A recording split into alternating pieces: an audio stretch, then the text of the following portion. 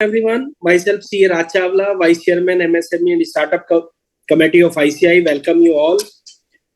So today our topic is pre-packed insolvency resolution process for MSME.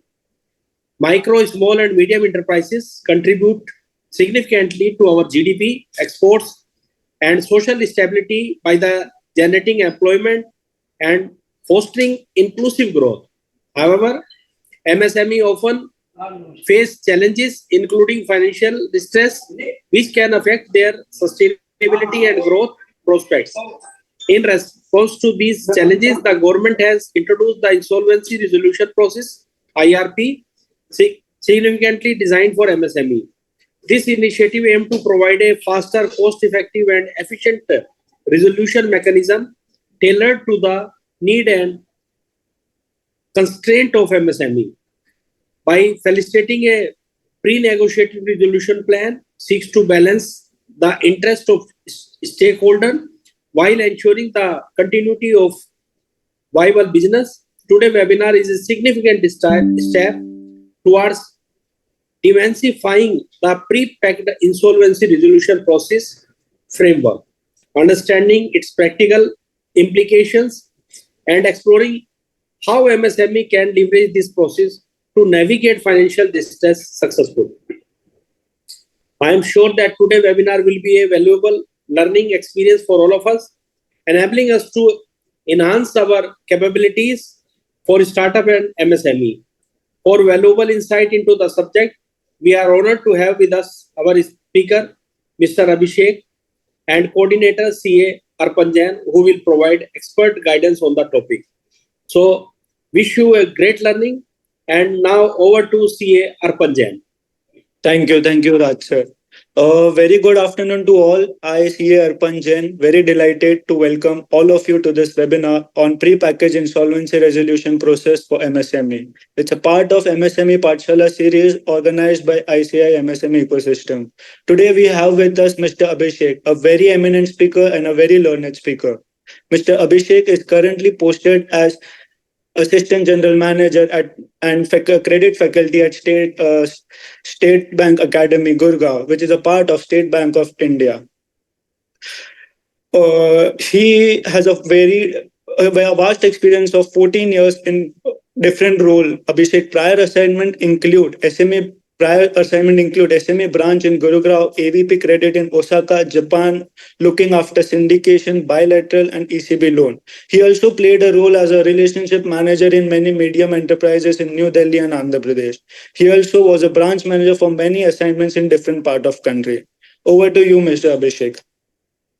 Okay, thank you so much, sir, and so thank you ICI for giving me this opportunity to come and deliver this session. So before I start this session, I'll just take it in two parts. We have got this PPIRP, which is specifically for MSME companies. But to better understand this PPIRP or pre-packaged insolvency resolution process, we have to understand a bit of an IBC also.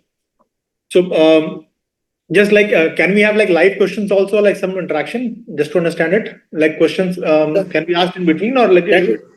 Sir, that is not possible because this is Zoom meeting. So only our coordinator and you faculty and me are live. So okay. Our viewers will send their questions in our this Q&A platform, and our coordinator will read those questions and then you can reply. Okay, sir. Okay, sir. Even coordinator can take after in a gap of 30 minutes or 40 minutes. So that is possible, sir.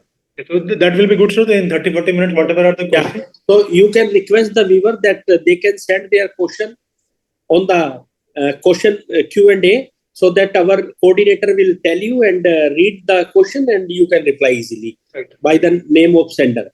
Okay. Yes, sure, sir. Right. Thank you. So again, before understanding PPIRP, we must have some understanding of IBC and the basic concepts of how the system works before getting into this PPIRP. So if I talk about IBC specifically, so Insolvency and Bankruptcy Code was an Insolvency Act which got enacted in 2016. So again, in this act, it was very different from any of our earlier act. Because if you see the history of this, all the acts in India specifically, which were meant for helping the de-stressing of companies, MSME or corporates, both likewise.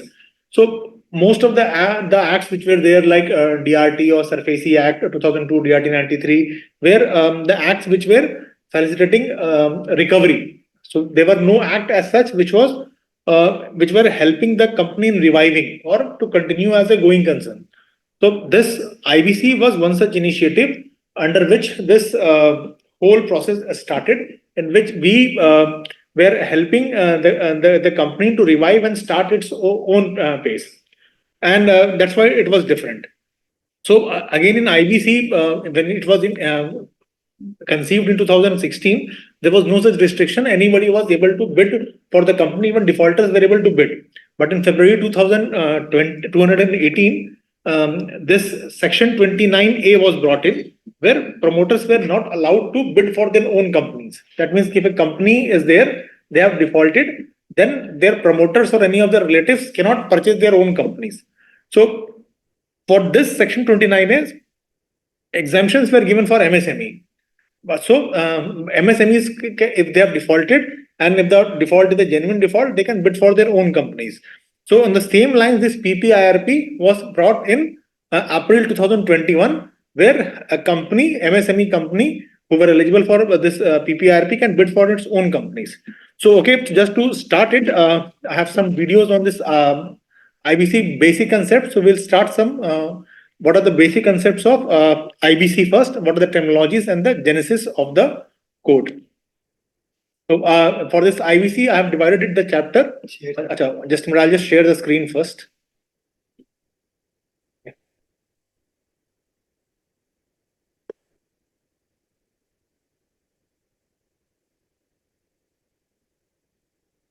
So for this IBC, I have some videos in which will elaborate what are the basic concepts of IBC, and then we'll go to PPIRP.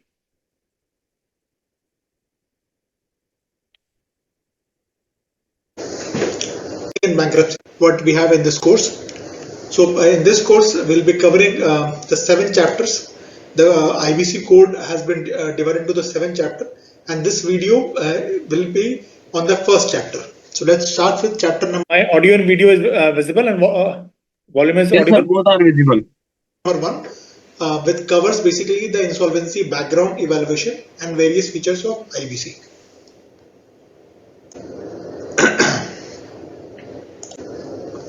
So just to start with, what is the difference between insolvency and bankruptcy?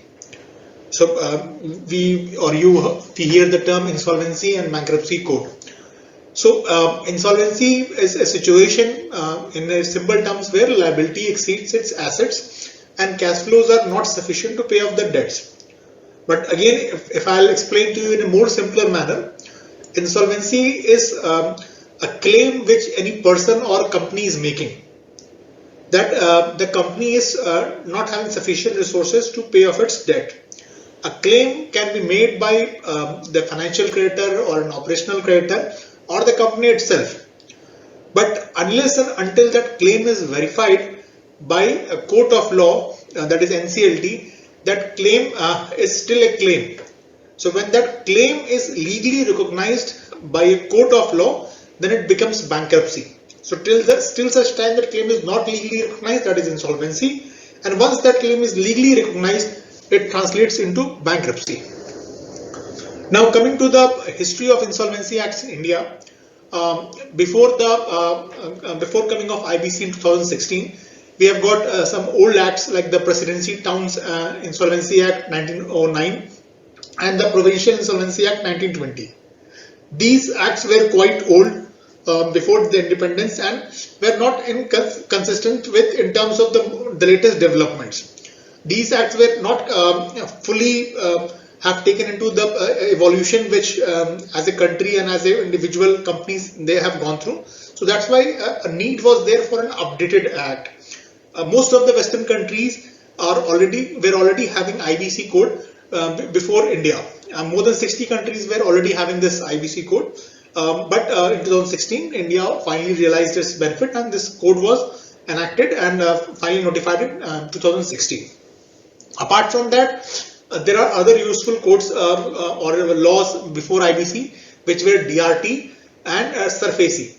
So DRT Act, which was in 1993, and SURFACE in 2002, are again useful tool for all the bankers and who are secured lenders for SURFACE.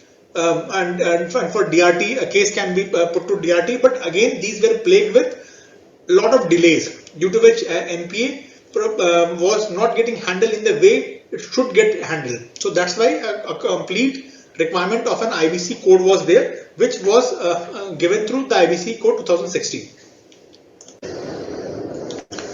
So how does it started and what was the shift? So basically, the problem before IBC law was that the promoters were defaulting on the assets and they were still having the possession of the asset despite the default, and the cases for those default used to continue for numerous years, and promoters still used to enjoy the benefits of the assets. So this changed with IBC, and the paradigm shift is known as debtors in possession to creditors in control. So under IBC, once a case gets admitted by NCLT, the management of the company is taken over by the resolution professional. So this is the big change which has changed the landscape of India, and many big names have got this benefit out of this IBC, and the situation of banks also have improved considerably. So again, why this law was necessary? So there are a lot of reasons why this law is necessary, but some of the basic reasons is that we call it the preservation of going concern value. So if a company keeps on going on, that means it keeps on doing the job which it was doing. So it has that going concern value which can be preserved. So a company which is in production, if it is continuing its production, will fetch a better price as compared to a company which was in production but has now stopped its production due to lack of fund and all. So now if a company stops its production, when a company gets admitted to NCLT or court cases are there, it leads to erosion of wealth. So that's why this concept of protection has come, and this helps in the protection of wealth of all the stakeholders in the ecosystem. So for whose this law will be applicable? So now we have got all the companies and under which this law will be applicable. The law is also applicable to partnerships and individuals. But again, there are certain limitations to that. Now only personal guarantees given to corporate debtors are being covered under NCLT, and any other body incorporated under any law for time being enforced like central government by notification special on this behalf. So or any other company enforced. So like in simple terms, for companies it is applicable. For partnership and proprietorship firms, the laws are there, but the applicable part is still not come into effect. But for individuals who has given personal guarantee to companies, this laws will be applicable. For individual bankruptcies, the laws are there, but applicability right now is limited. With this, we come to the end of chapter 1. Welcome to the second insolvency and bankruptcy. So the four pillars on which this insolvency and bankruptcy code is based are insolvency professionals, information utilities, and educating authorities, and insolvency and bankruptcy board of India. We'll discuss all these four pillars one by one.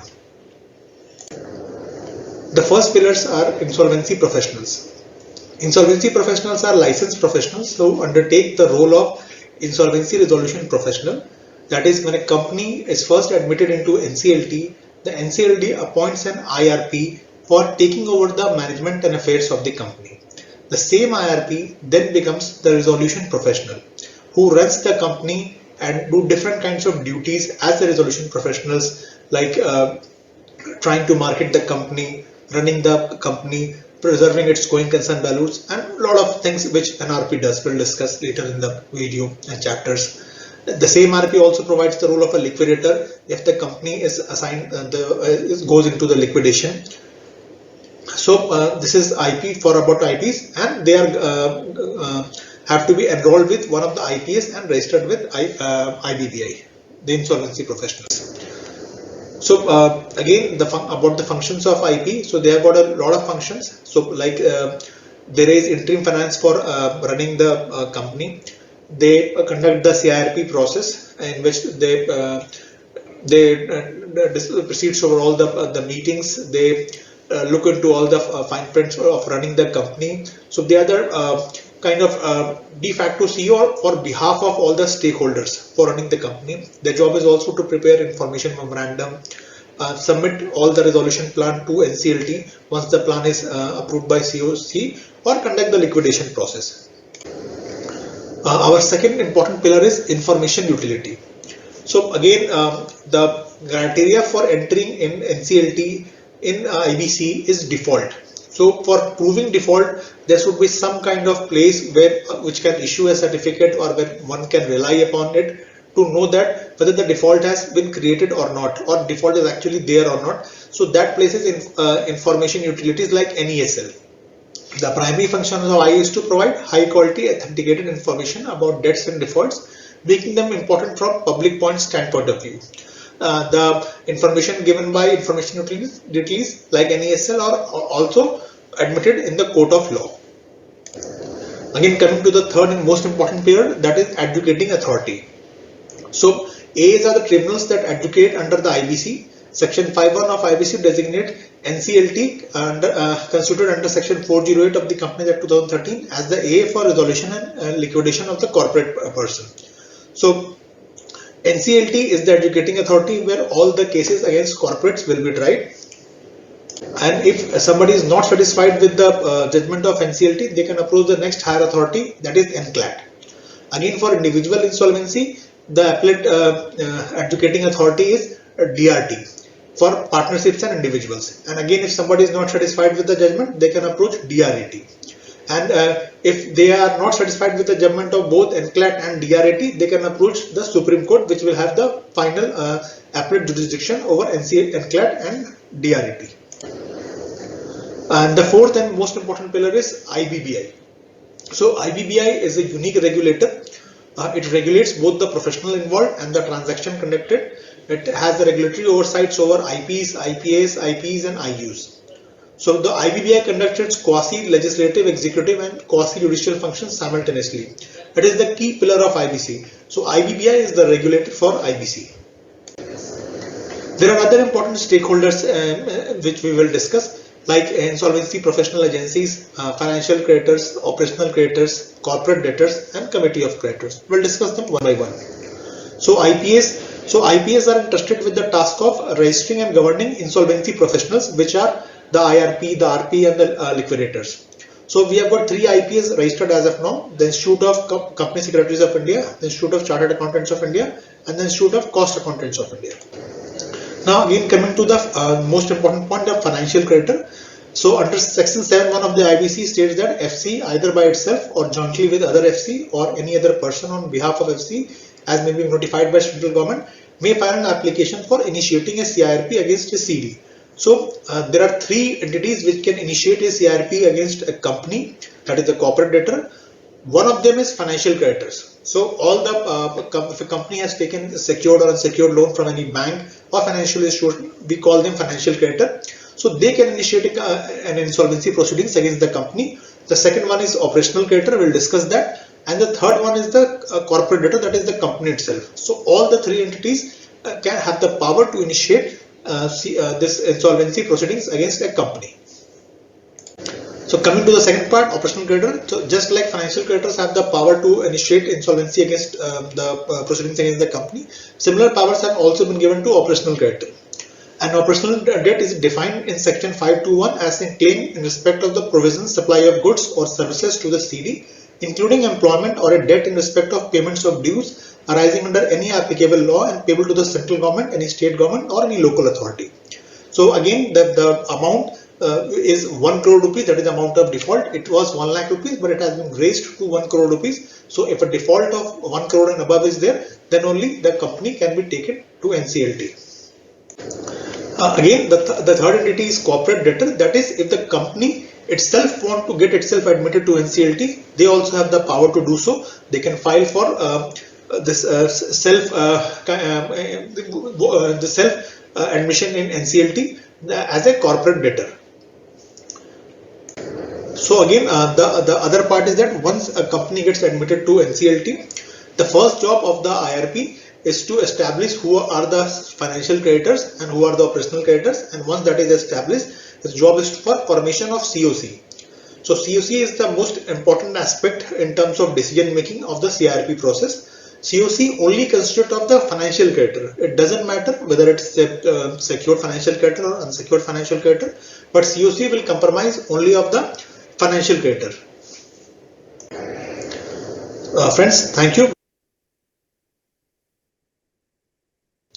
Course on NSE Academy for this chapter. So let's start with this chapter.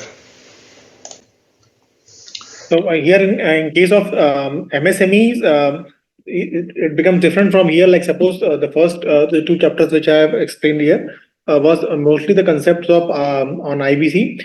For the normal company, there is a CIRP process, that is Corporate Insolvency Resolution process. We'll just go through it.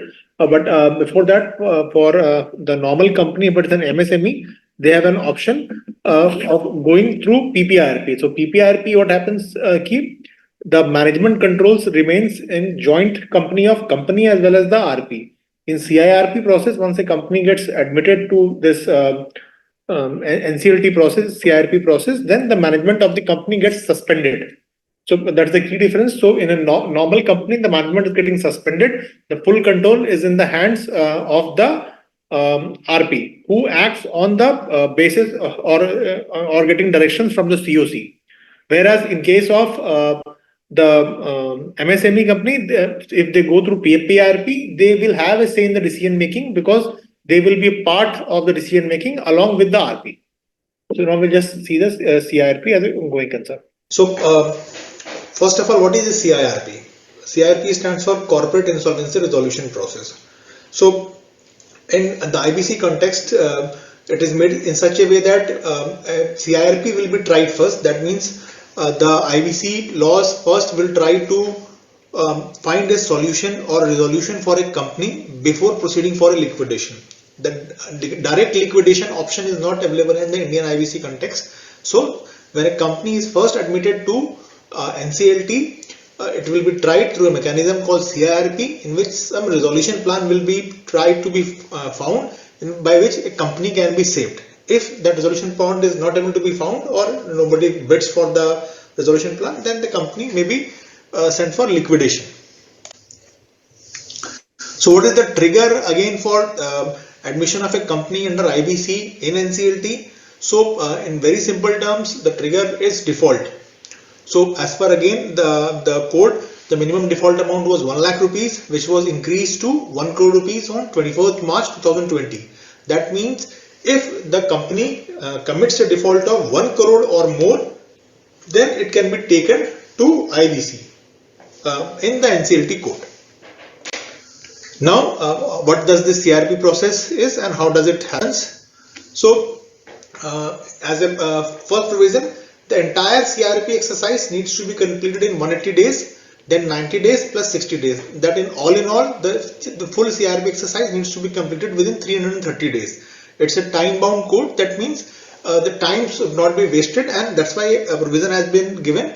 The entire exercise for finding resolution must be completed in a reasonable amount of time, that is 330 days. The existing promoters or related party are not eligible under section 29A except for the MSME promoters to bid for their own assets. So again, how will that admission happen in NCLT code? So there again, there are three options. One, admission can happen through financial creditor, by second through operational creditor, and by third through corporate debtor itself. So any of the three entity FC, OC or CD can apply in NCLT if there is a default of 1 crore or more in a company. Once the application is there, there will be NCLT will try to certain that default exists or not through different methods. Once the default is admitted, the company is admitted into NCLT, and once it is admitted, a moratorium is declared. Moratorium means that no external actions can be taken against the company, not like criminal cases can't be filed, but normal actions cannot be stopped so that company can prosper. Once that moratorium is declared, then IRP is appointed by the NCLT, and then IRP will determine the liquidation value, fair value, and IRP will again will go for constitution of constitution of committee, COC they call it, which comprise only of financial creditors. Secured or unsecured doesn't matter. IRP will constitute the COC. And once the COC is constituted, they can also replace the IRP with a new RP if they do not like it, or they can keep on continue with the same IRP and confirm it to as an RP. Then RP prepares the information memorandum, which contains all the details regarding the assets and liabilities of the company, the contingent liabilities, and that is a detailed piece of information which is given to all the prospective third-party bidders who want to purchase the company by getting them signed an NDA. Resolution applicants prepare resolution plan and submits to RP. Before which that RP will present it in front of the COC, and once the COC likes it, they can further deliberate upon it. So now once the resolution plan is submitted, there are different course of action which can happen. So COC can accept one of the many resolution plan presented to it by the RP, and after on any one resolution plan, COC will vote with more than 66% vote, and that resolution plan can be submitted to NCLT. NCLT accepts and see that if it is as per the law, if everything is as per the law, NCLT will accept it, and that plant will be implemented. Now again, if no plan is submitted by RP, the COC at any time during CRP can resolve to liquidate the corporate. Or there are different ways, like suppose COC can also reject all the resolution plan placed before them if they do not like the value which this resolution plan is bringing to the table, or if the value which this resolution plan is giving is substantially less than the liquidation value of the assets of the company. So in any case, COC can decide again with 66% vote that they will not be going for a resolution and can directly go for liquidation. The power is with the COC. So either it will go for resolution or liquidation as decided by the COC. There is one more provision that once a company gets admitted, within 7 days of the first COC meeting, if the company can resolve its dispute with the entity which has taken the company to the NCLT, then the company can get out of the NCLT process, and that has to happen within 7 days of the constitution of the first COC. If that happens, RP can submit the application to NCLT within 3 days of such approval and request for withdrawal from NCLT. So again, under section 30, a resolution plan is submitted.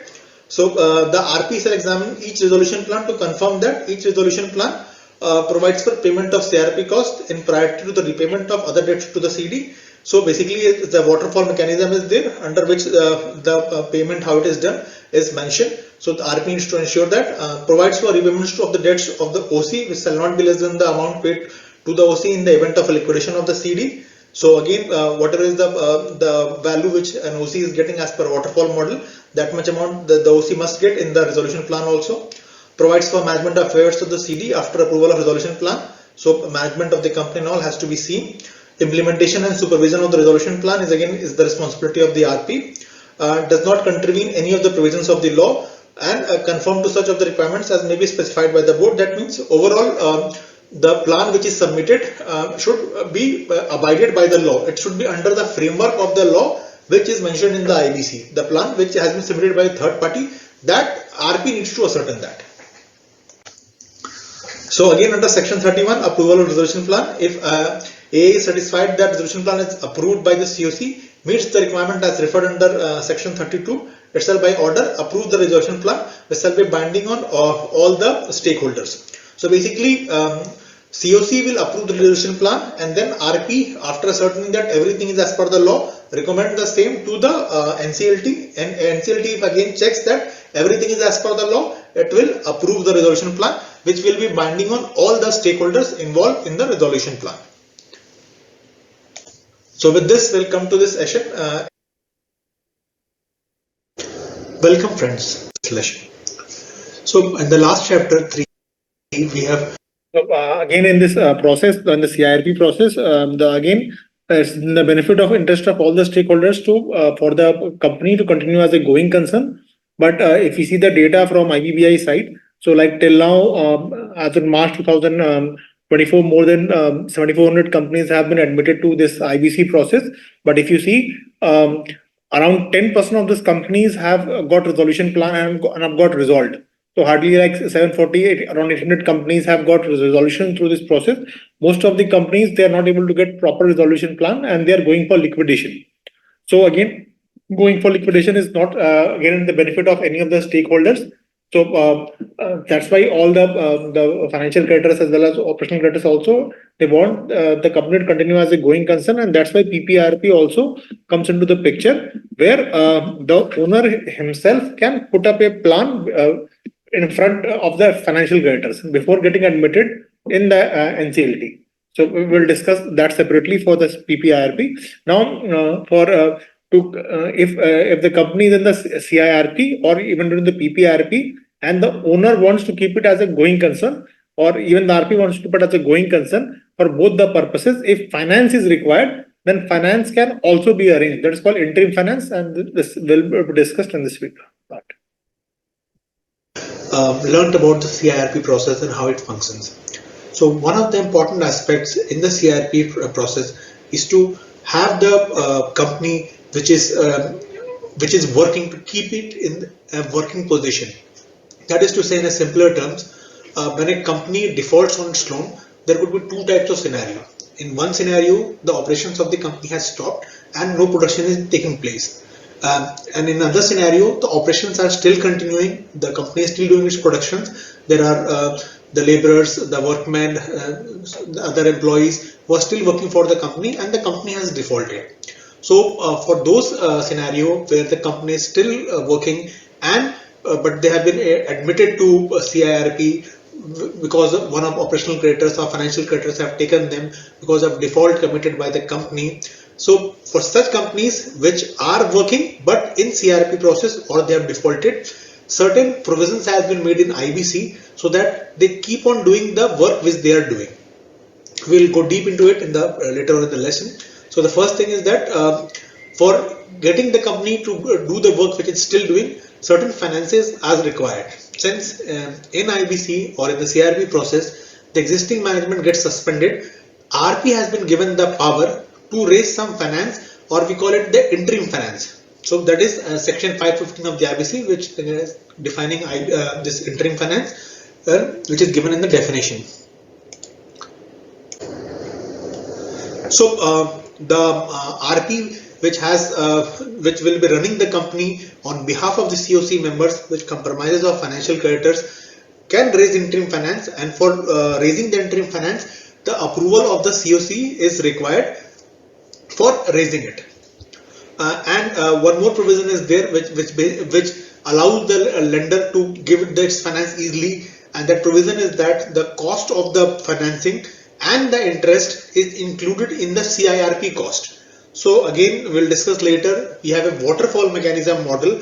That is, if a company is not able to get any resolution plan, that company is slated for liquidation. So, and liquidation, there are 8 kind of divisions under which the money is distributed. So on top of the 8 division, the first one is CIRP cost. That means if any money has to be distributed and only this much amount of money is available, that first can be covered. So that first part will be CIRP cost. So CIRP cost is the cost which is the resolution professionals incurs while running the company.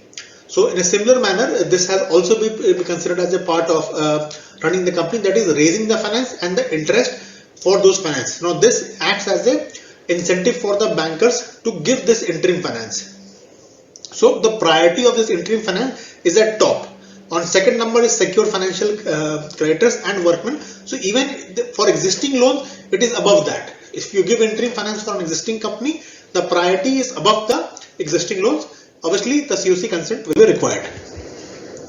And if the company gets liquidated, so whatever resolution plan is coming, that will give priority. Plus, if the company gets liquidated, there also the chances of recovery for this kind of loan will be highest. That has been ensured during the waterfall model. So, and you will agree with me that a company which is in stress, it has already defaulted on its loan. It's very difficult to run such a company. So, suppose you have a company A which has defaulted on its loan to different banks. Now, the company wants to survive in the market, get some raw materials from different sundry creditors, and build the product whatever it's building. But no vendor will be ready to give the raw material to a company which has already defaulted, and that default has become a public knowledge since the company has been admitted in NCLT. So that the company job keeps on continuing. This interim finance is required, and that's why for company A, the RP, which is acting on behalf of the COC, will raise the interim finance to procure the raw material, process the raw material, and again sell it in the market. Again, in IBC, there is a very important concept called going concern value. The going concern value is, again in simpler terms, is a value that if a company is kept in a working condition, will fetch a more or better valuation as compared to a company which is not working or it is not in a working condition. So in a similar manner, suppose for company A which has defaulted, it has got one factory. If it is in working condition, suppose its valuation will be suppose a figure called 10 crores. But if the same company is not working for 1 year, 1.5 years, 2 years, and if you sell the same factory, the valuation will be definitely less than 10 crores. So this is the concept which this IBC is using, going concern value. And for maintaining this going concern value, the importance of interim finance is there, so that this company can keep on doing the production, which will ensure two things. One is that all the machineries which is in the company is kept in a good and running condition, which can be used for future. And second, the brand name of the company is still up to a certain respect will be there, and in the market the name of the company will be known, it will not be forgotten. So again, there are some specific provisions related to interim finance, like a minimum 66% of support from COC is required for obtaining the interim finance. Again, in the code we have discussed, has given preference for interim finance and interest equal priority to other CIRP cost, because the lender faces high risk while lending to insolvent company. So interim finance as such is highly required for a company which is in a working condition. Thank you, friends. CLT about the statement academy Gurugram, and I. So before beginning liquidation, any question? Is Arpan, any questions? No, sir. You can continue. I'm not receiving. Okay. About the CRP process.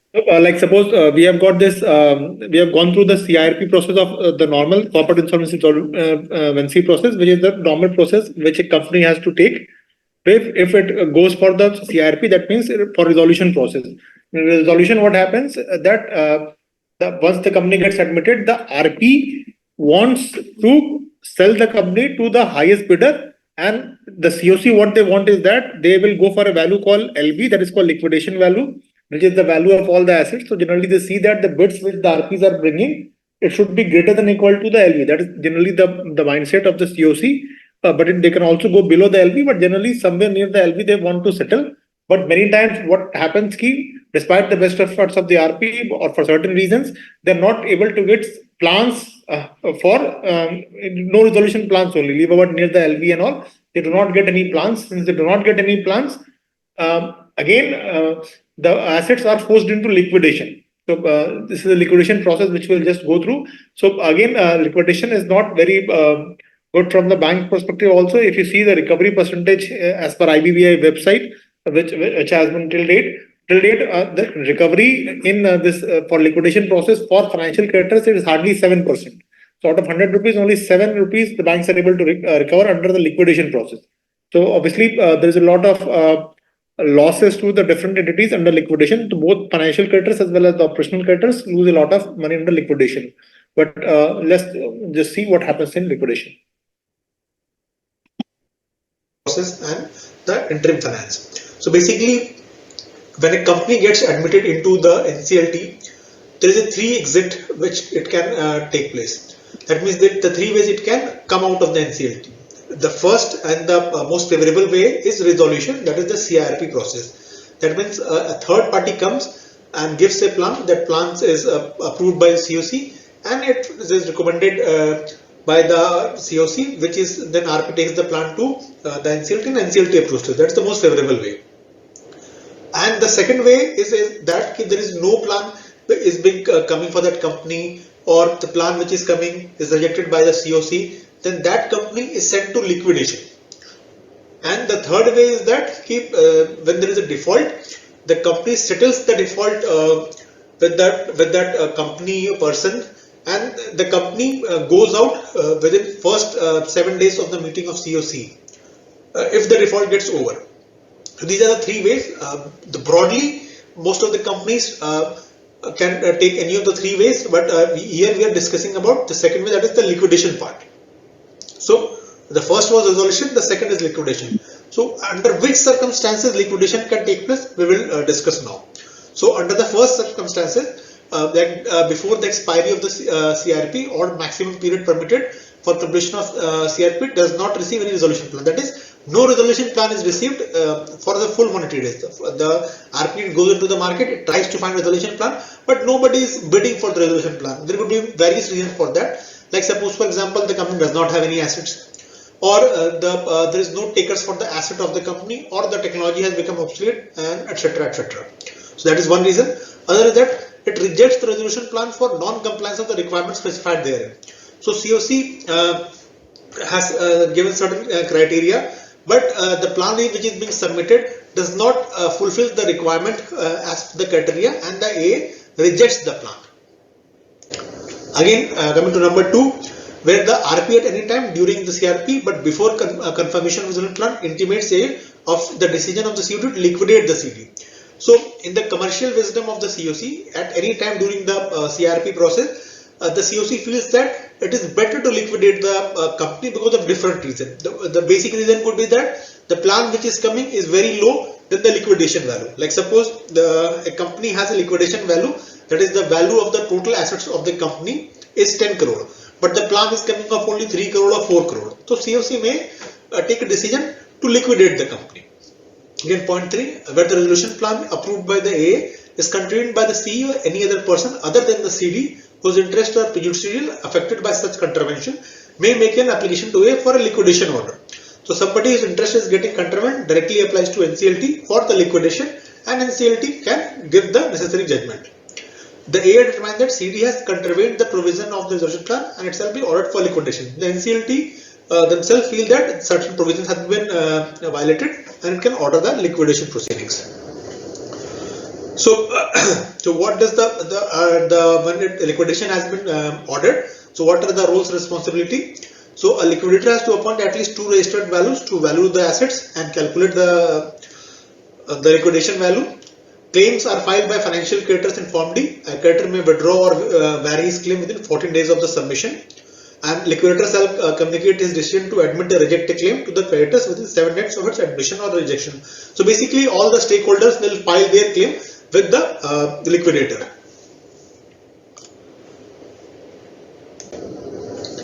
So again, we will discuss about the powers and duties of the liquidator. So liquidator has got again a wide set of duties. To start with, it will verify the claim of all the entities involved. So whosoever has the interest in the corporate debtor will apply to liquidator for registering their claims. To take into custody or control all the assets, properties, effects and actionable claims of the CD. So whatever assets which is under the corporate debtor, the liquidator will take its custody, and so that it's safe product and it could be handed over safely once the asset is sold. To evaluate the assets and properties of the CD, it prepares a report. So it will ask the valuer to prepare the valuation report giving liquidation value. Take such measures to protect and preserve the assets and properties of the CD. It will do the necessary deputation of the guards so that the property is protected from mischievous element, and the upkeep of all the machineries and all those things are under the purview of liquidator to carry on the business of the CD for its beneficial liquidation. So whatever is the business has to be done. To sell movable properties, actionable claims of the CT by public auction or private contract with power to transfer such properties to the buyer. That is the again job of the liquidator. To draw, accept, make and endorse any negotiable instrument. To take out in its official name letter of administration to any deceased contributory of his or his estate for payment of any money due. To obtain professional assistance for discharge of his duty. So liquidator can also hire any person or group of persons for any of the official duties.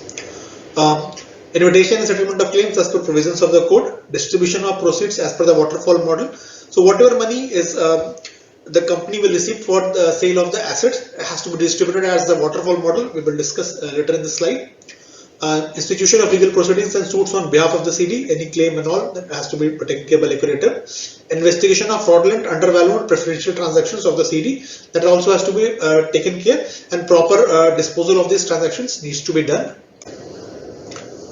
So again, under section 36 liquidation estate, the liquidators are formed an estate of the assets which will be called liquidation estate in relation to the corporate debtor. The liquidation shall hold the liquidation estate as the fiduciary for the benefit of all the creditors. So again, the job of the liquidator overall is to keep an upkeep of all the assets, keep all the assets in a working condition, protection of the assets till the time the asset gets disposal, then conduct the necessary auction as per the rules of the IBC. And once the money is coming, it will be collected in an estate and then distributed as per the waterfall model. So again, coming to the liquidation value. So liquidation value is the esteemed realizable value of the assets of the corporate debtor if it were to go into the liquidation as on date of admission of the CIR application. So liquidator will appoint two registered values for getting the assets valued, and if the values are significantly different, a third valuation can also be obtained. Fair value is again the realizable value on an arm's length sale transaction on the commencement of CIRP. So again, in all this waterfall mechanism and the liquidator selling the assets, the IBC also respects the right of the secured creditors. Secured creditors are those creditors which are having an exclusive charge on the assets of the company. So like a company is there which has taken say a 10 crore loan, and the company has got certain assets like a factory, land and building, and some general assets like office, some equipments and all. And for factory, land and building, it has given exclusive charge to some particular bank. So that bank will be called a secured creditor. So the secured creditor has got following options: relinquish its security interest to the liquidation estate and receives proceeds as per waterfall mechanism, ranking equally with workman dues priority 2. So again, in waterfall model, there are 8 priorities, that is 8 levels. That money will come first to level 1, then level 2, level 3, level 4, like this level 8. So level 2 is priority 2. In priority 2, the secured creditor will be placed if they are giving that particular asset which is exclusive to them to the liquidator. That is one option. The second option is to realize its security through different method like SURFACE. It can sell the security separately and get its exclusive money which was due to the particular bank or financial institution, and inform the liquidator of such interest and by identifying the assets. So again, that has to be verified by the liquidator. So if the secured creditor does this, it will come at number 5 for remaining portion of the due. Again, to make it more clearer, suppose the 10 crore is the total loan for a financial creditor. And financial creditor includes secured creditor. That is, there is only secured creditor of total dues of 10 crores, and the assets which they have got is worth only 6 crores, and that the bank has sold that asset for maybe 6 crore rupees. So it has recovered the amount which was due on, that is not distributed to anyone. So the remaining dues is 10 minus 6, that is 4 crores. So for that 4 crore, it can join the line at number 5 instead of number 2. So the other assets like the offices, some equipments and all, that will be a general asset which does not have any charge, will be distributed among all the stakeholders. So again, as discussed, the secured creditor who is standing outside liquidation process will come at 5th number in the waterfall mechanism along with the government dues. So again, if the secured creditor realizes more amount than his debt on the enforcement of security, such surplus has to be tendered to the liquidator. That means the dues was say 10 crore and the realization is say 11 crore. So that 1 crore excess amount will be given to the liquidator. So again, this is the waterfall model. The waterfall model is very important. So the number one is CRP and liquidation cost. We have discussed in chapter 1 only. This is the cost which is bear by the RP for running the company, or any loan taken or interest thereon is come at number one, that is CRP and liquidation cost. Now, that is priority one. And priority two is secured creditors who have relinquished their security in favor of the liquidator, along with the workman dues for 24 months maximum preceding the liquidation commencement date. 24 months is maximum. Whatever is the required, maybe 3 months, 5 months, 10 months as per the requirement. At number 3 is employee wages for 12 months. Number 4, priority number 4 is unsecured creditors. That means banks, financial institutions who have given loans but do not have exclusive collateral or security. They have given without security, they are unsecured.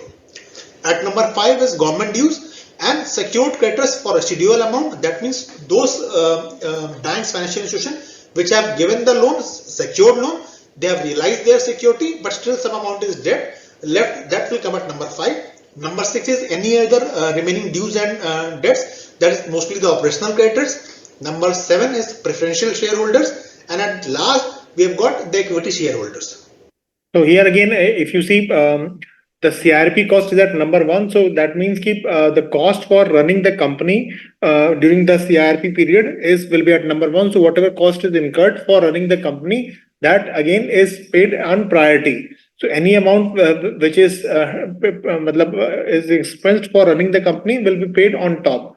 Again, for bankers who are secured, that means they have a particular security, they are coming at number 2. And along with the workmen up to 24 months will be at number 2. Again, here the government dues are at number 5. Government dues means any kind of statutory dues which are there will be at number 5. And most of the other laws like SARFAESI DRT, government dues were having priority over the bank's dues, but here they are at number 5. Creditors which are not having any security will be at number 4, and employees at number 3. Now again, which means the remaining operational creditors will come at number 6. So most of the companies which have supplied some goods, raw materials to any of the other company and are in line as one of the creditors, and they're called as operational creditors, sundry creditors, they are coming at number 6. So their priority is very less. So when any resolution plan is submitted, the rule is that the resolution plan, the basic rule is that anyone should not get less than the liquidation value. But liquidation value, if you see, the secured creditors at number 2 are getting a haircut. That means they are not recovering their full principal. That means from 2 onwards, till 2 there is some recovery. From 3 onwards, the liquidation value becomes effectively 0. So as such, there is no minimum bindation for minimum payment in any of the resolution plan. So any payment like 1% or 2% of the full due total outstanding amount is up to the goodwill of the third party entity who is making the payment in the resolution plan. Because whenever somebody is making the payment under resolution plan, he has to ensure that this is according to him, and he cannot, according to his own thing, he can make the payment. So when he is making the payment, then it is up to his discretion. But he has to follow the waterfall model, that he has to pay the minimum value. But minimum value is anyhow 0. So there is no question of paying the minimum value. If he's paying something more, it's as per his goodwill. But if he's not paying more than 4%, then that is for 0%, then it is up to him. So normally, if they're paying 1% or 2%, then it is like that. Preferential share is at number 7. Equity is at number 8. Many of the stocks you will see that if they have entered bankruptcy and all, the stocks are still rising and all, but actively they're rising, that some resolution will come and the company will be come back again. But even if the company come back, they will not get mostly anything, because as per law, the liquidation value is 0. Like in case of say Ruchi Soya and all, where 1% value was given, so it was again on the goodwill basis, which whosoever is the third party promoter, if they're purchasing something, they are giving something on goodwill basis. So if they're giving something on goodwill basis, but it's fine. But technically speaking, the LV is 0. If the liquidation value or LV is 0, then whether to not give or not, it all depends upon the promoter who is giving it.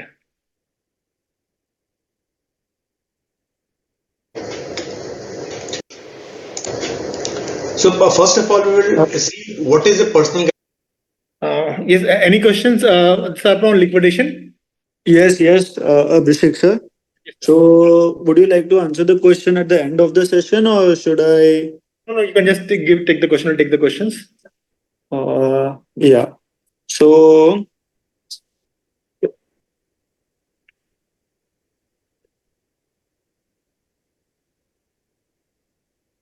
one of the participants has asked the question: is there any specific requirement for availing pre-packaged insolvency resolution? Yes, there is some specific requirement. We'll discuss that, but I'll just answer that also. So basically, first resolution is that no CIRP should be going against him. That means Okay. some like OC or FC should not have filed any case against him in the NCLT. That is the first requirement. Second, the default amount will be 10 lakh rupees and above. Okay. Okay, and that's second. And third is that for getting the consent for PPIRP, he must get financial creditor consent by 66% or better. I'll give you an example. Like suppose an MSME company has taken a loan of 10 crore rupees from a bank, say one bank, some PSU bank, they have taken 10 crore rupees. So, and that is a sole banking arrangement. So, in that case, sole banking arrangement, there is some default in any of the in the loan of 10 crore rupees. So, they can approach the lender, and if the lender agrees, then they can go to this PPIRP. That means they can approach the NCLT court with the consent of the lender. Similar scenario, if they have taken 10 crore, but they have taken 10 crore from three lenders. Say one lender has given 4 crore, other has given 3 crore, other also has given 3 crore. That is an MBA situation. Multiple banking arrangement. So now again, if it's multiple lenders, so they must get consent from at least 66% of the lenders by value. Okay. Okay, so it will be put to vote, and if the voting is in favorable, then only they can approach the NCLT. That means consent of financial creditor is a must for availing PPIRP. Correct. Okay.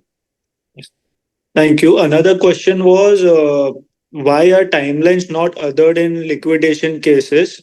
And is what would be your recommendation as a specific so that timelines are being othered by the regulator authorities? And why MSMEs are being reluctant to come forward for a PPIRP? Because as we see currently in the current economic scenario, there are not much MSME coming for a PPIRP resolution process. So what are the drawbacks which is pulling MSMEs back? Okay, so there are multiple questions. So I'll just answer the timelines first. Yeah. Again, for timelines, what is happening now is that for liquidation or for CIRP process, both if we talk about that. So what is really happening is that the first thing is that for timelines, like this is a process in which the criteria for admission is default. If I talk about full CIRP or PPIRP, simple criteria is default. No, default seems as if it is very easy to prove what is there. Just see civil report, default is there, default is there. But practically speaking, the time for admission itself of default is very high. Like for if an FC is filing the case, it is more than 15 months. Average time for entering into an NCLT. And if it's an OC is filing, it's around 9 to 10 months. The average time for admission, because to prove that it is a default, a lot of time is going on because the borrowers are contending that correct drawing power is not given, correct repayment schedule is not given. So we do not have enough professionals who knows law also as well as they know banking also. Like this requires two set of knowledge. Like one is like obviously the staff in NCLT who is knowing the NCLT well versed with the IBC law, and he also have a good knowledge of the banking. So both knowledge is required. So and this contention is dragging the case far too long. Second being is that again the reason why it is going to liquidation and all, or for any matter, is that not many people are coming with this resolution plans. So competition is not there. So competition is not there. Not many proposals are coming. So not many proposals are coming. So obviously, it's like again and again extension is being given because there is no proposal on the table. So IBB has done some changes recently, then which they have also proposed a 1% this incentive for RP for closing the case within 170 days. But again, it will all depend upon how much competition can be created, how much marketing can be done, so that more and more company can come and participate in it. Again, in terms of liquidation timeline, so most importantly, it all depends upon keep how clean is the litigation process. So if the litigation process is clean, more and more people will come and participate in it. And slowly it is progressing. Maybe in the coming years, it will become more efficient. Right. So any other question which is pending? No, you can continue. Thank you.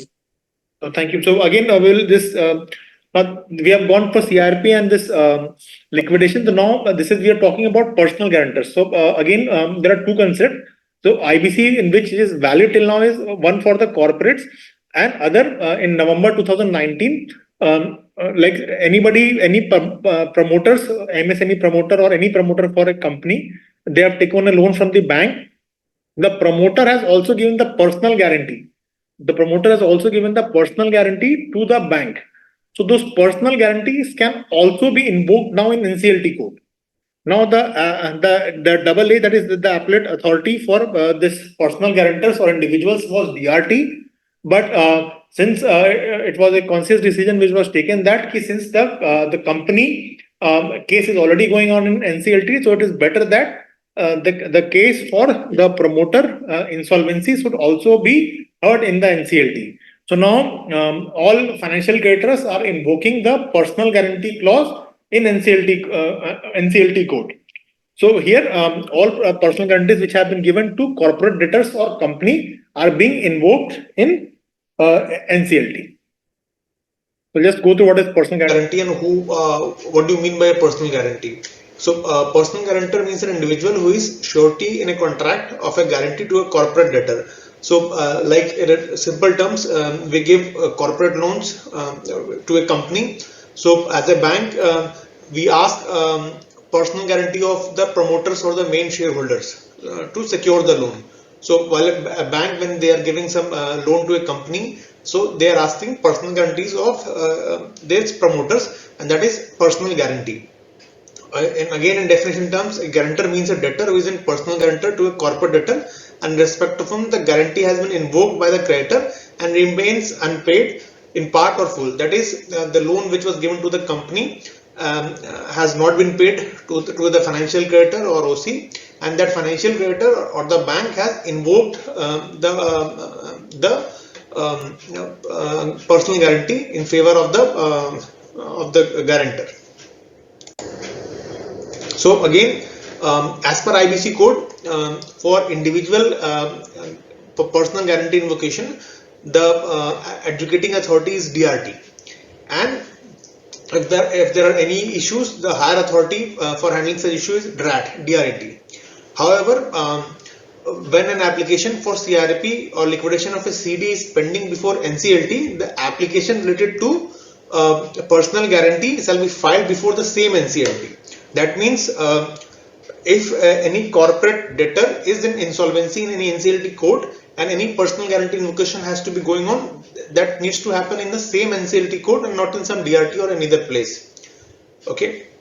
The code also provides for transfer of such cases from any other places if it is to the same NCLT court where the case against the corporate is going on. So again, when can personal guarantee be invoked? Again, for simple IBC code, if a default of 1000 or more is there, this personal guarantee can be invoked.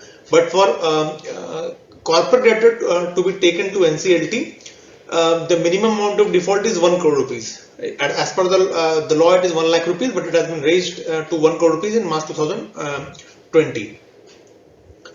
So a personal guarantor may file an application himself or through resolution professional in respect of default of a debt other than the excluded debt. Similarly, creditor can also file an application himself or jointly with other creditors through an RP. As soon as a case is filed against the corporate debtor, or an interim moratorium gets applicable. So here there are two concepts. One is that if a case is filed against the corporate or the company, the moratorium gets started from the date of admission. Whereas for if you invoke a personal guarantee of an individual, the moratorium starts from the day of application. So what is this moratorium? So moratorium is kind of a calm period in which all this liabilities and all stops, like repayment plan, whatever the bank loans different is going on. The personal guarantors need not make any payment to those institutions during the moratorium period. So again, here this moratorium is very important in case of personal guarantors also. So if a corporate debtor is like, suppose some operational creditor is taking a corporate debtor for this in NCLT code for CIRP proceeding for say 1st of January 2024. The first case has been filed by an operational creditor for a default of say 2 crore rupees in an NCLT code for admission of this particular company. And it takes like say 12 months for the company to get admitted, and the company gets admitted on 31st December 2024. So the start of the moratorium or the calm period will be 31st December 2024. Okay, that is on the date of admission when the company finally gets admitted. Whereas, suppose the same financial creditor files a case against the personal guarantor on 1st January 2024. So the moratorium will start from the date of this filing of the claim in NCLT, that is on 1st January 2024. So there is a difference in the start of moratorium period. In case of personal guarantors invocation, it starts from the date of the filing, whereas in the case of corporate this insolvency for companies, it starts on the date of admission. Okay. And it continues up till the time a resolution order comes into the play. So as soon as application is there, a moratorium comes in. So during this period, every legal action gets stopped, and the personal guarantor also is barred from transferring, alienating, or encumbering or disposing of any of his assets or legal rights or beneficial interest therein. That is, not only the creditors are cannot take money from the personal guarantors during this period, but even the personal guarantors cannot sell any of the assets which belong to the personal guarantor. Even though they are not mortgaged, they cannot sell this asset during this personal guarantee phase. So here again, once the plan is the case is admitted in NCLT, the personal guarantor prepares a repayment plan in consultation with the RP, and RP will this again put it in front of the creditors for restructuring of the debt. So the plan may provide for transfer or sale of the assets of the PG along with mode and manner of the such sale, satisfaction or modification of any security interest. So basically then RP tries to restructure the loan if it is possible, and if whatever is the restructuring plan which is mutually agreeable between the personal guarantors and RP, that plan is presented in front of the creditors, and it is up for them to accept or reject the plan. Now discharge of the RP shall apply to the adjudicating authority for discharge order in relation to the debts maintained in the repayment plan, and the adjudicating authority may pass such discharge order. The repayment plan may provide for an early discharge or discharge on complete implementation of the repayment plan. So basically, accordingly, the order can be given by adjudicating authority. So here again, there are two kind of scenario, whether the repayment plan will be approved by the creditors or it will be not be approved. So the RP prepares a report for the meeting of creditors on the repayment plan, and he provides a copy of the report of the meeting of the creditors to the personal guarantors. So the adjudicating authority by an order approves or rejects the repayment plan based on the report submitted by the RP. So normally if everything is in line with the code, the plan is approved by the AA. And the AA also orders for the directions for implementation of the repayment plan, and any order given by the AA will be binding on all the stakeholders.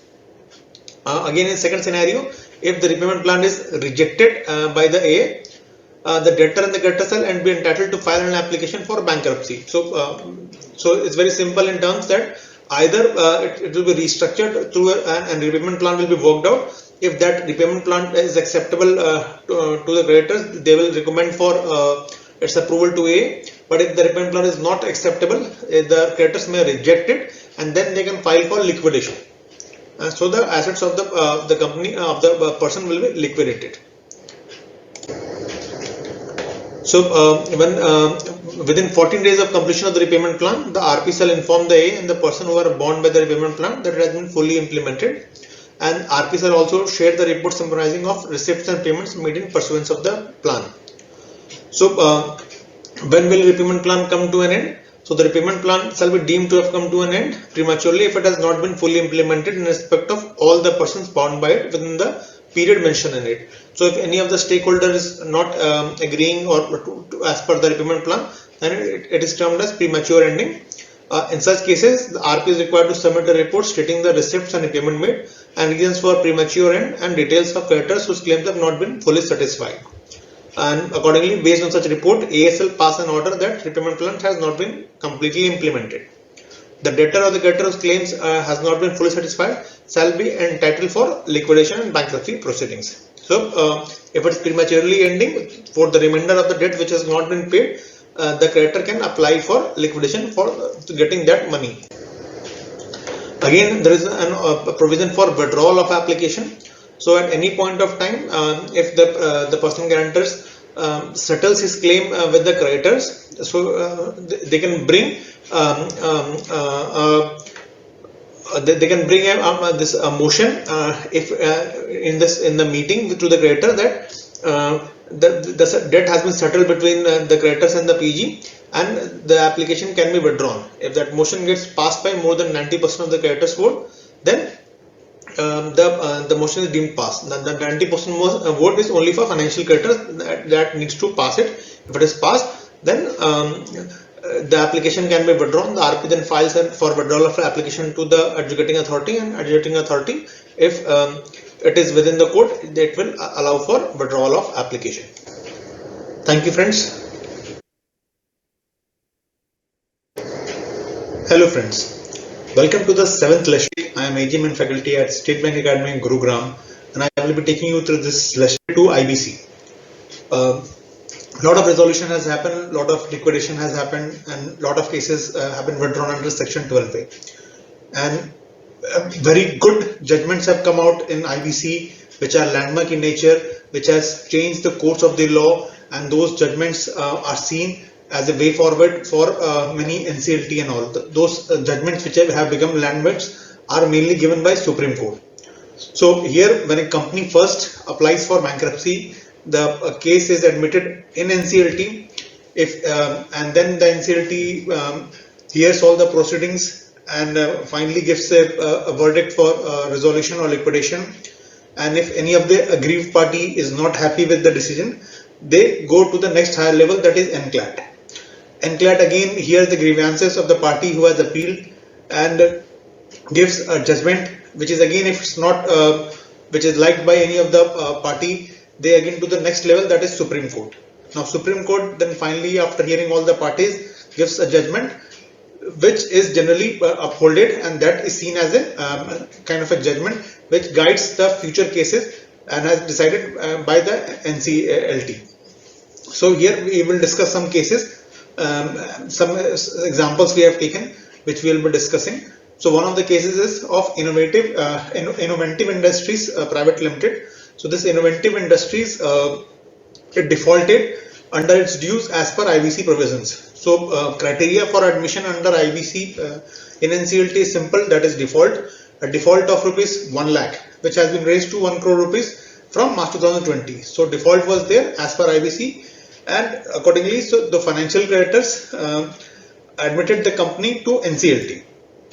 Now again, whatever the contentions, so the contentions were there, whether the appeal could be continuous, as it was lodged by Innovative former directors after the appointment of an insolvency lawyer to manage the company. Now again, between this IBC default process, there was also an act called 1958 Maharashtra Relief Act, which has given certain moratorium to the company during a moratorium, no debt is due. So the company claims were there, since no debt was due, how can it default? So this was the contention. So that was appealed by one of the former directors of this company. Why former director? Why? Because once the company gets admitted, the management of the company is suspended and an RP is appointed as an interim management. The second condition was whether the IBC and the Maharashtra Act really had any repugnance, that is, whether there is a conflict between the two acts and all, whether the non-obstinate clause obtained in IBC section 238 would prevail over the obstinate clause obtained in section 4 of the Maharashtra Act. So these were some of the contentions in this case. So this case again went up to Supreme Court, and Supreme Court, after getting to the number of case laws and constitutional principle in detail, suggested following 2 points. Number one, the difference, if there is between the two laws, must be obvious and unambiguous, and it must be of such nature as to bring the two acts or portions of them into an open conflict, resulting in a situation in which the two acts or portions from them are in dispute. It occurs when the same evidence is used to support the two laws that results in different legal outcomes. In simple words, there should be a direct, the same thing should be there in both the law, and they are going in a different direction, then resulting in a direct confrontation. The second point, while there might be no immediate clash, the regulations of the state might be out of commissions on the grounds that parliamentary regulation is planned to be finished, thorough, or selective code and better than the state code. So here, in point number 2, the Supreme Court is clearly telling that since IBC is a parliamentary law, it is better than the state law if there is a direct conflict.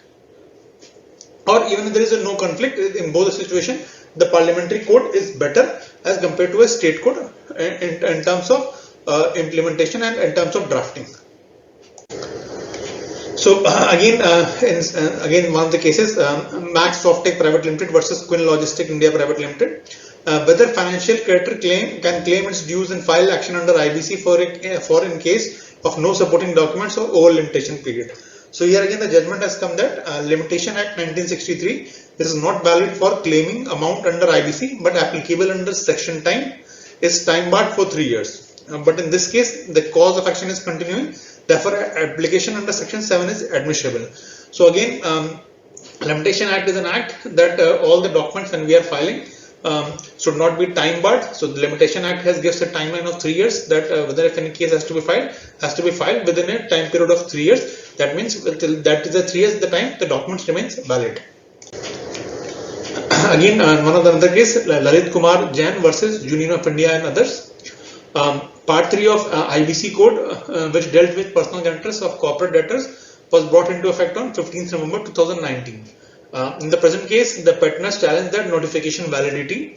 The petitioners acting as promoters, directors, or in other capacities had provided personal guarantees to banks and financial institutions, which put them in the middle of a series of insolvency proceedings. Again, the main argument was that disputed notification went against the powers granted to the central government by section 13 of the code. It was argued that executives do not have the authority to implement the code provisions selectively and phased only to the extent that they administrate personal guarantees to corporate debtors. So the notification went against the law. So again, in simple terms, IBC provides for personal insolvency also, but again, only insolvency for corporate debtors, that is companies, was made applicable. But on 15th November 2019, through notification, the government said that personal guarantees given to corporate debtors, that means I have given a loan to a company. While giving a loan, I have also asked for personal guarantors of the promoters and directors of the company. So those guarantee can be invoked. But if you have taken a simple personal loans, those guarantees are not invoked. Just to differentiate between the two. That is, if you are giving a personal guarantee to a company, that can be invoked, but if you have taken a personal loan and all at a personal level, those are still not valid. So here the appellate authority for companies was NCLT and for individuals was DRT. So the law said that for personal guarantees given to companies, the cases can be transferred to NCLT. So here in this case, Mr. Lalit Kumar Jain was challenging that the government does not have the power to selectively implement the code. That means it was claimed that selective portion of the code cannot be implemented. That means if it has to be implemented, the full code has to be implemented. That means for personal guarantees of normal person also needs to be invoked. So that was the claim. Government in turn has only invoked personal guarantees given to corporate debtors and not the full code. So the challenge notification legality was again it was put to Supreme Court. It was upheld by the Supreme Court, and Supreme Court while deciding has made few observations. Like while deciding the scope of delegated legislation, the Honorable Court noted that central government was well within its authority and that the notification did not necessarily excess legislative activity. It also said that the legislation intention was never to enforce the code provision simultaneously. So Supreme Court brought this to light that government from what Again, there are a lot of cases in which different judgments are there, and all have got different validity. And if you see, most of the cases, Supreme Court has given their judgments on different cases, and accordingly, the judgments have also led to the new direction for the cases. We have finished with the cases almost. initially was in planning to implement it in a phased manner. The Supreme Court also decided that the personal guarantees obligation to the corporate debtors would not be discharged or released ipso facto if a resolution plan was approved.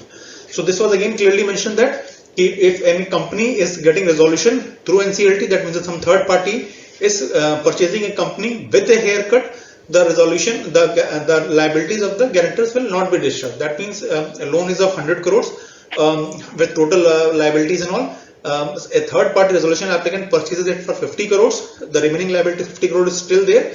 So that liability cannot be discharged and the guarantors are still liable for the remaining liability of 50 crores. So this was the basis of this judgment. So but there are a lot of other big judgments like SR Steel, Bhushan Steel, resolution which has gone up to Supreme Court. So they are quite good in nature, but since it's very lengthy, it will be difficult to discuss in the video lessons. The listeners are. So again, like there are different judgments which has come. All have shown the way for the validity of the code. So again, like this was mostly for IBC was mainly benefiting the corporates. MSMEs were given a lot of exemptions under Section 29A. In Section 29A, if you see, MSME were allowed to bid for their. Yes, sir. You want to take any questions? Yes. Yes. So can you just brief about what are onerous property? What are Onerous property. onerous property? Yes. Okay, so which context, like if any more, he has given any elaboration on this? No, we can skip this question because it's just Sir, actually, directly we get the question, but there is no any proper clarification is given. It's only asked what is the onerous property. I'll just come back. I'll just check it out because I think some more points needs to be added here to get some clarity on that. What are the other questions? right. What shall be included in the estate of bankruptcy? What shall be? Included in the estate of bankruptcy, like you distinguish between bankruptcy and insolvency. So in the estate of bankruptcy, how can we generalize bankruptcy term more? What estate we can include in bankruptcy? So basically, the point here is that for insolvency, normally we say that suppose a particular company net worth has become negative or something has happened in a company, and any party has gone to the court to claim that this particular company is bankrupt or insolvent. They're just claiming. So insolvency is a stage when it is a claim stage.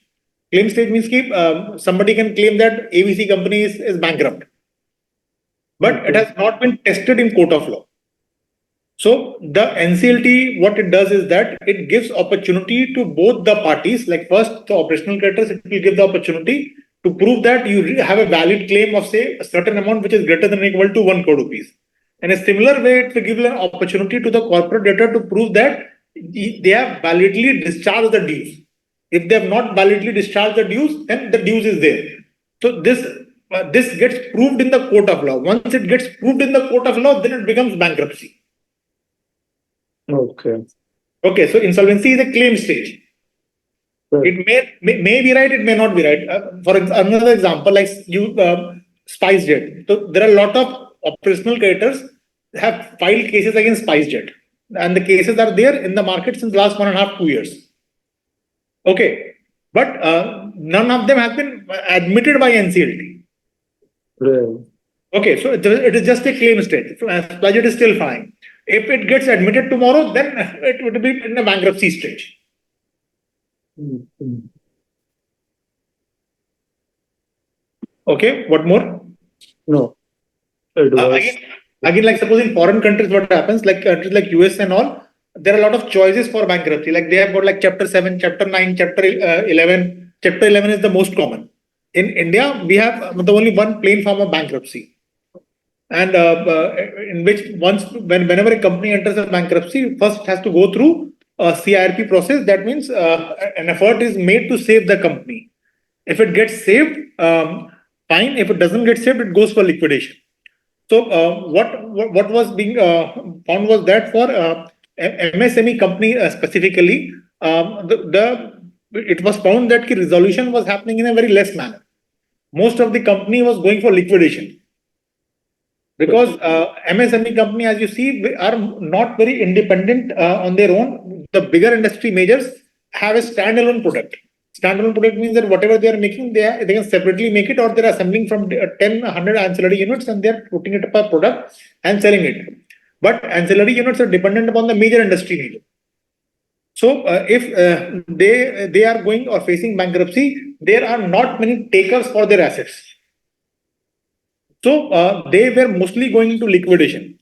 So there were two problems for the companies going into liquidation. One was that obviously the promoter was losing the main company, and there were loss of jobs because again the company was shut down for 2 3 years, and even after 3 years there were no takers. So effectively, company was being sold as a separate entity as a scrap. So it was a full loss making scenario.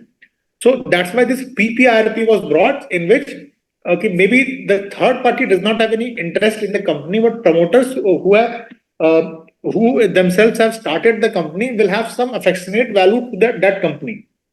So they can bid for their own assets. So this is a stage in which the promoters will get the benefit, and it also gives them the benefit is that when insolvency bankruptcy claims take place, so it gets out in the open. Since it gets out in the open, they lose their market credibility, and once they lose their market credibility in any company, they get difficult to get the goods on credit. They have to deal everything in cash. So it becomes difficult for them to operate. So that's why this PPRP was brought. In case of PPRP, again from 1 lakh to 1 crore, here the amount of default is 10 lakh rupees only. And though here the promoters can keep the control of the company in their own hands. So in the earlier case of CIRP, the promoters were they were losing the control. Because once an RP gets appointed, the existing board of the company and the board resolution gets suspended. The RP through committee of creditors will give the financial creditors the new board resolution. So this PPRP was brought mainly for two reasons. One, because there were no resolution plan which was coming, and mostly companies were going for liquidation. To stop that thing, this was brought, and second, to preserve the value as a going concern. So if a particular MSME company is facing this problem that they don't feel that they will be able to continue with this level of debt which they are currently having, they can approach their financial creditor with a proposal in which they can give out a feasibility plan how they would like to come out of this deadlock which they are currently in. They can project some roadmarks. Roadmarks could be they can ask for some haircut in their debts. They can bring in a new investor or some kind of a way in which they can solve the problem which they are currently facing. Now, this they have to put up to their financial creditors. For here again, for a company to be governed by this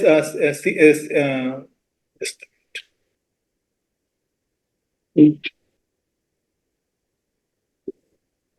a this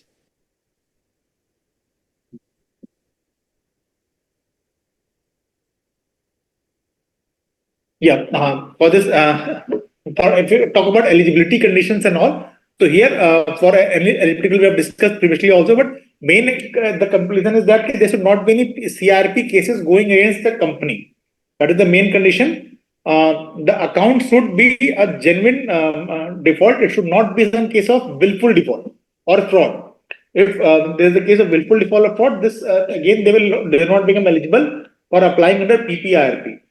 Under Section 29A of IBC, the MSME were already allowed to bid for their own assets, but they were losing the control initially. But here they can keep the control of the company. And what happens? When the promoters leave and RP comes, so there is some mismanagement and there is some losses of plant and machinery. Different goods get stolen or get destroyed. There is no proper upkeep. So that can be avoided here because owners never leave the company and it remains in their possession. Okay. So under the benefit of Section 29A, since it was already there, this benefit was also provided to companies to keep the going concern value. To keep the going concern value, it will also help in no job losses. If the company continues to operate in a similar capacity, then the job losses could be avoided, and it will also help in the increasing the value of the business.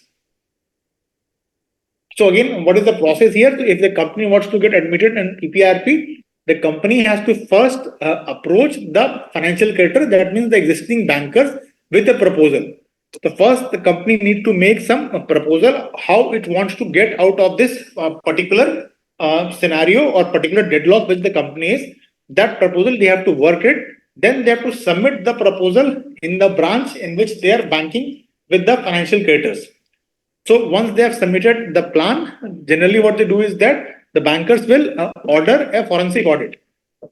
So banker will order the forensic audit, and after the forensic audit report has come, they will see that it's a clean forensic audit. There is no diversion of funds or willful default of any cases. Whatever problem is there in the unit, it is because of genuine reasons. Then they can initiate the process. The branch can then take sanction from their sanctioning authority for allowing the company to proceed for PPIRP in NCLT code. So here when the approval is given for the company for going to this PPIRP, then an RP is appointed initially who will take the company to PPIRP.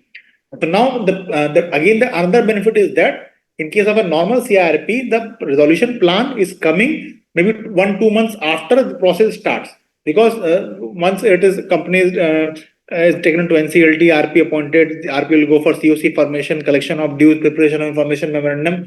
Then he will do the marketing and some resolution plan will come. But here the resolution plan will come on the initial, the day zero only, because promoter himself have given a resolution plan. How does he plan to again make the company good? So this is the benefit of this process. Day zero is only it gets the resolution plan. Then once it is admitted in the NCLT will specify like 120 days for completion of all the formality. When all the formality is completed, then an RP and this company together will run the management. Now here again, when this COC is formed here, so the RP will present the form of the company to the resolution plan of the company to the COC members. Now here there are two criteria. One criteria is that the plan in which the company is it has submitted, it is not asking for any haircut. That means company is asking for some concessions, like give me interest concession, give me margin concession, but is ready to pay all the money back to all the financial creditor also, as well as operational creditor also. That means no haircuts. Then in such scenarios, generally the plans are accepted and the COC will not look for any third party buyer of the company. That means the promoters will retain the company. That is scenario one in which they have not asked for any haircuts.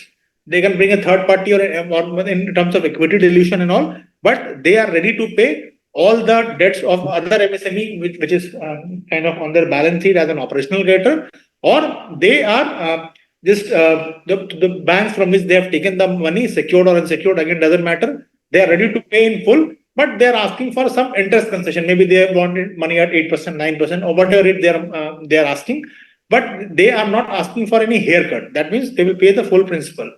The second condition is that they are asking for a haircut. That means a particular MSME company has a debt of say 20 crore rupees to financial creditor, and operational creditor debt, that is sundry creditors, now it is 10 crore rupees. So now they are telling instead of 20 crores to financial creditor, they will pay only say 12 crore rupees. They want a 40% haircut. So this is the haircut which they are proposing in the base resolution plan. The base resolution plan is the one plan which they have submitted to their branch, and after the branch has given them approval with 66% vote, then only they have approached the NCLT. But if they are asking for a haircut, even a 1% haircut, then the RP will also look for other plans in the market who can give a better offering. Okay, so if there is no haircut, it will only remain with the particular company. But if there is a haircut, the RP will ask for better plans from the market. Can he bring from the market any plan which is better than 12 crore, or which is offering a lesser haircut? So the first one was confidential approach. Second was limited marketing approach. So what happens? If there is a first plan, then obviously there is no issue. Generally, here the concessions and all are decided.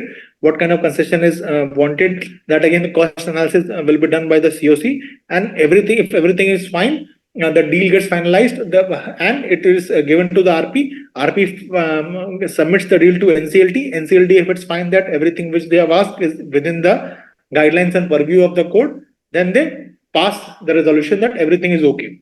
This is the first scenario when there is no haircut.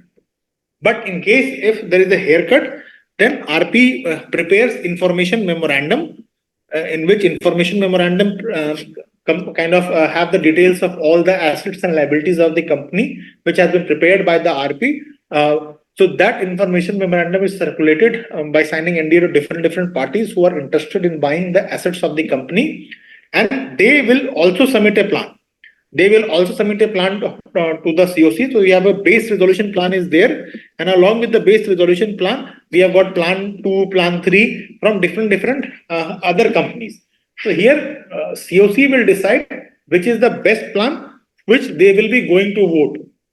So if a particular plan, which even if it's from the third party, they are offering the highest value to all the financial creditor and operational creditor, then that plan will be selected through Swiss challenge method. So in Swiss challenge method, what happens? Suppose some third party is giving a rate of say 14 crore rupees. So here again to the original owner, one chance will be given to this key. You have offered 12 crores, some other is paying 14 crores. So will you like to improve your offer? And the minimum tick will be provided like 10 lakhs or 50 lakhs. So you have to improve the offer by minimum that amount. So again, if suppose the original MSME again improves it to 14.5, so again to the third party it will be told that he has put 14.5, would like to improve more. So likewise, they will keep on increasing the offer till 1% kind of falls back. So whichever is the highest amount, that entity will be sold to that. Okay, so that is the limited marketing approach. And again, here there are different phases are there, like operational creditors are to be again paid in priority over FC, so there will be no reductions. This clause will also needs to be implemented in the resolution plan which are coming. Again, minimum vote percentage of 66% of FC vote is required for passing of this resolution. So whatever resolution is there, the original one with interest concessions, like with no haircut, or the second one with haircut. Whenever there is a haircut is involved, so in that situation, the full resolution plan or full process is done, in which information memorandum is prepared. The RP goes in the market and tries to find the best plan from the market. That best plan which is from the market will be found, and that best plan will be voted. And again, here Swiss challenge will be used. Whoever gives the highest value will be given the company. In that scenario, the MSME original promoter may lose his company because he has asked for a haircut. So whenever he has asked for a haircut, he has to remain okay with it that he can lose his company. And if he's not asking for haircut, then in that scenario, it will remain with him.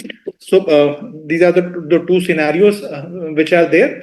And accordingly, if in the second scenario, if everything is fine, then the RP will submit the same plan, resolution plan to the NCLT. NCLT will again check the plan. If it's in accordance with the law, then NCLT will approve the resolution plan. And again, it will be sent for implementation. So here again, it is the timeline here is 120 days. So it was 180 days for normal CIRP. Here it is 120 days. The default amount was 1 crore rupees for normal CIRP. Here it is only 10 lakh rupees.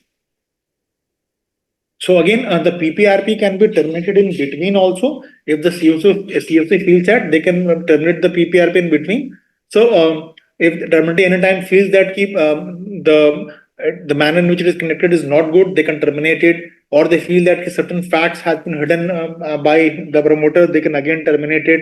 Or they can also initiate CRP process in between, like they will terminate PPRP and initiate CRP through normal IBC. So all these things are within the purview of the COC. If they find that the result, the desired thing is not coming, then these actions can be taken by the COC member for termination of PPRP. Again, for prevention of misuse of PPRP, certain checks have been put over there, like as an entry point. Until and unless the financial creditor approves with 66% majority in the initial stage only, MSME will not be allowed to be go to NCLT for PPRP. So only when a financial creditor gives the consent, then only they are allowed. There are different affidavit also which has to be taken, which has to be filled by the company, certifying that this thing has happened. Only if these affidavits are given, then only this is allowed. All these things are done again to stop the misuse of PPRP. And again, as a third check, forensic audit also has been kept, because forensic audit has to be there. Only if there is a clean forensic audit, then only the company will be allowed to approach for PPARP. So yes, we are finished here. Ankit, any questions you have got? No, sir. That's what the question. Okay. Devang, any question?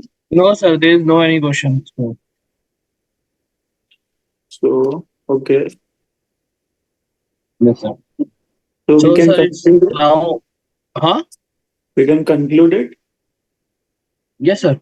Yeah, I am concluded. No, there is no any questions more. Okay, so I'll conclude it.